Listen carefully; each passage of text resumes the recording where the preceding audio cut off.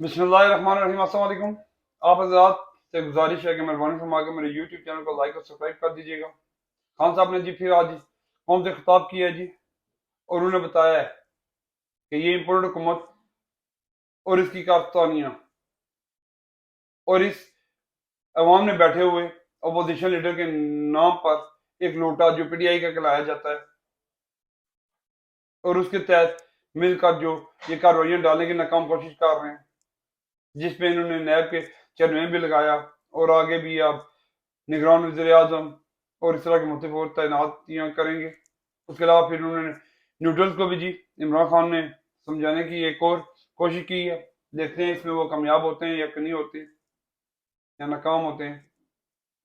लेकिन आज उन्होंने बहुत ही ब्रीफ, बहुत ही एक इंतहाई माकूल तरीके से उन्होंने समझाने की कोशिश की है कि इससे आपको कोई फ़ायदा नहीं है। वो भी क्लिप में एंड में आपको सुनवाता हूँ। और इसके अलावा जी अवान में ये इम्पोर्टेड हुकूमत ने भी जी एक बिल तो नहीं कह सकते, कुछ पेश किया है जी इसी तरह, और उसमें उन्होंने लिखा है जी, ये आप स्क्रीन पे भी चल रहा है कि ये अवान सियासी मामलात में अदलिया की बेजा मुदाखलत को सियासी अदम इस्तेकाम का बायस समझता है, और ये अवान सो मोटो नोटिस 2023 में ये 4 जजों के साहिबान के फैसले की राय की तायद करते हुए, बल्कि इन्होंने ये बताया कि जो ये सो मोटो नोटिस हो रहे हैं जो सिर्फ चीफ जस्टिस ऑफ पाकिस्तान ले रहे होते हैं, ये नहीं होने चाहिए, बल्कि इसमें 3 जजेस का जो टॉप के होते हैं वो मिलकर फैसला करें। और उसके अलावा फिर वो एक जो भी बनाएंगे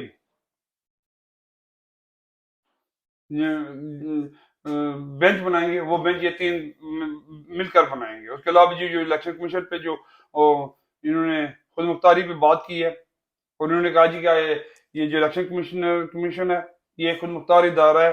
आर्टिकल इन्होंने बताया जी 218 के तहत, और इसको जो पाबंदियां लगा रहे हैं ये नहीं होनी चाहिए।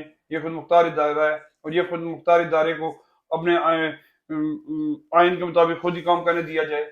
और इस तरह की इन्होंने काफ़ी इसमें और भी सारी चीज़ें लिखी हैं, और फिर नीचे इन्होंने दस्तखत भी किए हैं, और इनमें जो दस्तखत किए हुए हैं वो NA 56 से किए हुए हैं जी, और फिर NA 310 से, NA 307 से, NA 254 से, NA 285 से, NA 209 से, और NA 272 से। बस NA 420 का रह गया था, वो मेरे ख्याल में ये भूल गए उसे साइन करवाने के लिए।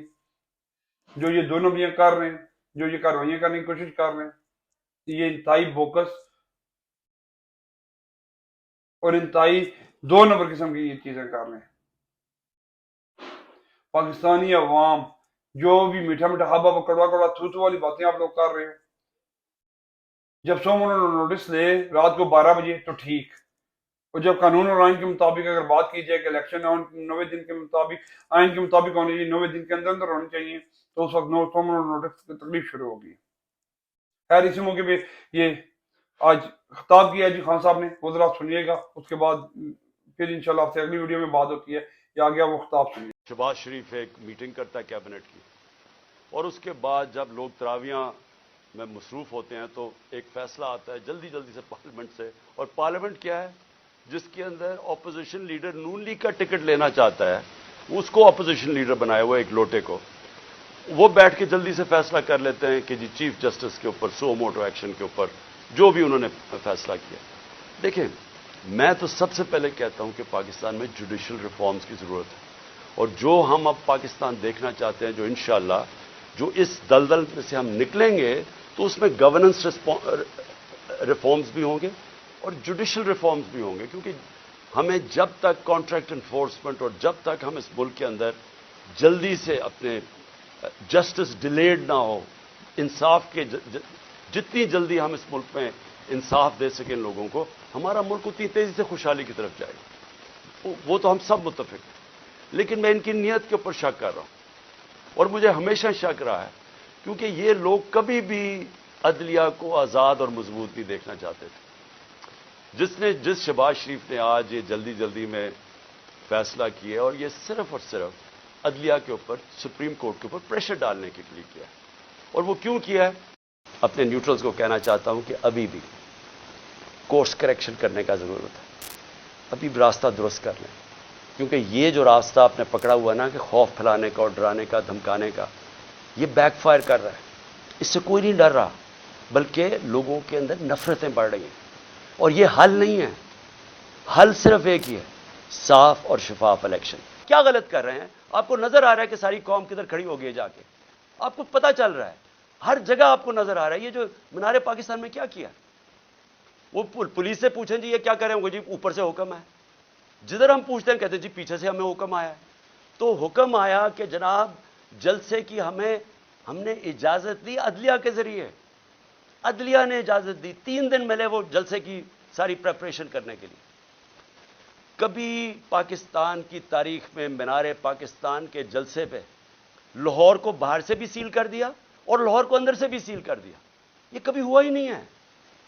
جلسہ فیل کروانے کے لیے جو کوششیں کی گئیں, یہ تو اب اسی سے ہی آپ کو نظر آ جانا چاہیے کہ اگر آپ نے اتنا زور لگا کے جلسہ فیل کرنے کی کوشش کی تو وہ جو لاکھوں لوگ وہاں پہنچ گئے, وہ آپ کو کیا میسج دینے آئے تھے؟ وہ دینے یہ میسج آئے کہ جس راستے پہ آپ نکل گئے ہیں اپنی بھی تباہی کر رہے ہیں, ملک کی بھی تباہی کر رہے ہیں ساتھ. خدا کے واسطے آنکھیں کھولیں اپنی. یہ جس راستے پہ آپ نکل گئے ہیں یہ اس ملک کی تباہی ہے. اور اس لیے بجائے یہ ہمارے سوشل میڈیا کے بچوں کو اٹھانا, یہ ملک کی فیوچر ہے. بجائے یہ پولیٹیکل ورکر جو کہ یہ سارا اپنا ٹائم دیتے ہیں. مجھے یہ بتائیں, آپ نے سوچا ہے کہ یہ جو ورکرز کو اٹھا کے جیل میں ڈالتے ہیں, آپ نے کبھی سوچا ہے کہ ان کی فیملیز کا کیا بنتا ہے؟ یہ ڈیلی ورکرز ہیں ان میں سے, یہ نظریاتی لوگ ہیں, پیسے والے نہیں ہیں. یہ ایک جذبے کے جنون کے لیے نکلے ہوئے ہیں. آپ ان کو پکڑ کے 2 ہفتے 3 ہفتے بند کر دیتے ہیں. سوچا ان کے گھروں میں کیا ہو رہا ہے اور اس سے آپ اچیو کیا کر رہے ہیں. تو میں اس پہ وائنڈ اپ کرتا ہوں کہ یہ جو ہیومن رائٹس وائلیشن آپ کر رہے ہیں اور یہ جو سارا ملک کو ان چوروں کو بچانے کے لیے ساری پالیسیز بن رہی ہیں, یہ اس ملک میں نفرتیں پھیلا رہی ہیں. اور یہ ہو سکتا ہے کہ یہ ہم سب کے ہاتھ سے نکل جائے. ابھی تک تو ہم جلسہ کرتے ہیں, پرامن کر کے واپس آ جاتے ہیں. ہر جگہ عمران خان کہتا ہے کہ ہم نے قانون کے بیچ میں رہنا ہے. ہر جگہ میں کہتا ہوں کہ ہم نے کوئی تصادم نہیں کرنا. ہر جگہ اپنے لوگوں کو روکتا ہوں جو انہوں نے ظلم کیا لوگوں کے اوپر, جس طرح مارا, جس طرح ذلِ شاہ کا قتل کیا, جو غصہ تھا سارا یہاں. بار بار کہتا رہا کہ کنٹرول کرو. بار بار قرآن کی ان کو وہ بتاتا ہوں کہ اللہ کو جو سب سے زیادہ پسند ہے مشکل وقت پہ صبر کرنا, ان کو میں درس دیتا ہوں. لیکن میں آپ کو یقین دلاتا ہوں کہ اسی طرح آپ چلتے رہے, یہ آپ کے سب کے ہاتھ سے گیم نکلنے والی ہے. یہ ادھر تک پہنچ جائے گی, آپ کوئی بھی کنٹرول نہیں کر سکے. اور اس لیے میں آخری بات پہ آتا ہوں کہ دیکھیں آج پھر ہمیں خبر ہے کہ 30-40 عورتیں زخمی ہوئی ہیں آٹے دینے کے اوپر, اور اب تک 8 عورتیں مر چکی ہیں یا لوگ مر چکے ہیں آٹے کے ڈسٹریبیوشن پہ. دیکھیں کوئی کسی کو سمجھ آ رہی ہے کہ ہم لوگوں کے حالات ہیں کیا؟ کرونا کے دوران جب لاک ڈاؤن ساری دنیا میں لگا اور نچلا طبقہ پس گیا, ہم نے تب 14,000 روپے ڈسٹریبیوٹ کیا. کبھی آپ نے اس طرح کا سین دیکھا تھا؟ کس طرح ہم نے ان کی عزت نفس اس کو بچایا. ہم نے خواتین کو بلایا سکولز کے اندر, پرامن طریقے سے وہ بیٹھی, وہاں بیٹھ کے ان کو باقاعدہ ان کے بینک اکاؤنٹس کھول کے ان کو چیکس دیے تاکہ ان ذلیل نہ ہوں. سڑکوں کے اوپر لائنیں میل میل کی لائنیں نہ لگے. یہ اس طرح آٹے کی بوری اٹھاتے نقصان نہ ہو, انجریز نہ ہو, زخمی نہ ہو. ہم نے اس لیے کوشش کی کہ ان کی عزت بھی محفوظ رہے اور ان کو جو ضرورت ہے پیسے کی وہ بھی مل جائے. پہلے تو اس سے نظر آتا ہے کہ ان کو سوائے پبلسٹی کے, یہ صرف اور صرف چیپ پبلسٹی کے لیے, اس سے زیادہ ان کو کوئی فکر نہیں ہے معاشرے کی. دوسری بات یہ کہ کیا ہم اندازہ لگا رہے ہیں کہ جس طرح کی 11 مہینے میں تباہی مچی ہے اس ملک کے اندر, یعنی جس طرح کی مہنگائی آئی ہے اس ملک میں, پاکستان کی تاریخ میں کبھی ایسی مہنگائی نہیں آئی. اور پھر ساتھ ساتھ بے روزگاری بڑھتی جا رہی ہے, انڈسٹری بند ہوتی جا رہی ہے. جو آگے حالات ہیں وہ مزید اور بگڑتے جا رہے ہیں. آگے IMF کا سمجھوتا ہونے نہیں لگا. وہ ہونے اس لیے نہیں لگا کہ اگر ان کی کنڈیشنز مانتے ہیں تو ان کو پتہ ہے کہ آگے مہنگائی اتنی زیادہ ہے, یہ عوام برداشت نہیں کرے گی. کنڈیشنز نہیں مانتے, ملک ڈیفالٹ کی طرف جا رہا ہے. دونوں طرف پھنس گئے ہیں جا کے. اور کیا سب کو یہ سمجھ آ رہی ہے کہ ان کے پاس کوئی جواب نہیں ہے اس کا؟ ان کے پاس کوئی حال ہی نہیں ہے, کوئی روڈ میپ ہی نہیں ہے. اور یہ مزید جو معاملہ بگڑے گا, اور یہ جو لوگوں کے جو ہمارا عام کم از کم 10 کروڑ پاکستانی ہیں جن کی اس وقت زندگیاں مشکل میں پڑتی جا رہی ہیں, جو سب سے نچلا طبقہ ہے, تو کیا اندازہ ہے کہ یہ کیسے گزارا ہوگا, آگے کیا ہمارے پاس راستہ کیا ہے اس سے نکلنے کا. تو میں اس لیے آخر میں اپنی ساری قوم کو کہتا ہوں کہ دیکھیں, ایسا وقت ہے کہ ہم سب کو اپنی آواز بلند کرنی ہے. میں کبھی اپنی قوم کو نہیں کہوں گا کہ آپ نے کسی قسم کا تصادم کرنا, لیکن اس وقت آپ نے اپنی آواز بلند کرنی ہے. جو ظلم ہو رہا ہے, یہ جو لوگوں کو اٹھا رہے ہیں, اس کے لیے میں اپنے وکلا کو کہتا ہوں کہ اگر وکیلوں کو اٹھا رہے ہیں, ان کو کام نہیں کرنے دے رہے, میرے جو وکیل ہیں ان کے اوپر پریشر ڈالا ہوا ہے.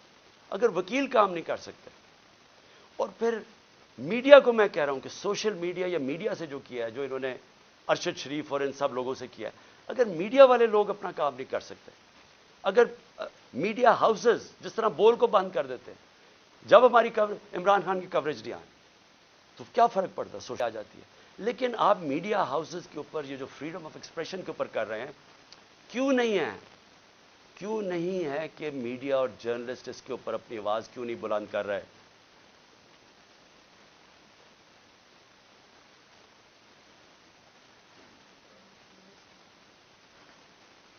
اور کیوں نہیں کہ یہاں ٹاپ صحافی جو سمجھتے ہیں کہ اس ملک کی جمہوریت خطرے میں, کیونکہ اگر آزادی رائے ختم ہوگی, جمہوریت گئی, تو وہ کیوں نہیں آواز بلند کر رہے؟ اور میں وکلا کو آخر میں کہتا ہوں کہ کل ایک بہت تکڑی سپریم کورٹ بار کے اندر لائرز کنونشن ہے, اس کے اندر وکلا کو کہہ رہا ہوں کہ پوری طرح اس میں شرکت کریں, کیونکہ یہ جو اب جو تقسیم کرنے جا رہے ہیں سپریم کورٹ کو, اس کے لیے پاکستان کے وکلا کو اس وقت سٹینڈ لینا چاہیے, کیونکہ آپ کا کام رول آف لا ہے. رول آف لا کو امپلیمنٹ کرنا پاکستان کی لیگل کمیونٹی کا کام ہے. تو کبھی بھی ہمارا رول آف لا یا ہمارا جو انصاف کا نظام ہے, یہ کبھی بھی اتنا زیادہ خطرے میں نہیں جو آج ہے. تو میں سب وکلا کو بھی چاہتا ہوں کہ آپ متحد ہوں, اور یہ جو اگر بیرسٹر حسان سے کر سکتے ہیں, کسی سے بھی کر سکتے ہیں, اور اگر سوشل میڈیا کے لڑکوں کو اس طرح اٹھا رہے ہیں, وارنٹ کے بغیر نامعلوم لوگ آتے ہیں اٹھا کے لے جاتے ہیں, تو کدھر گئی پاکستان کی وکلا جرنلسٹ کمیونٹی؟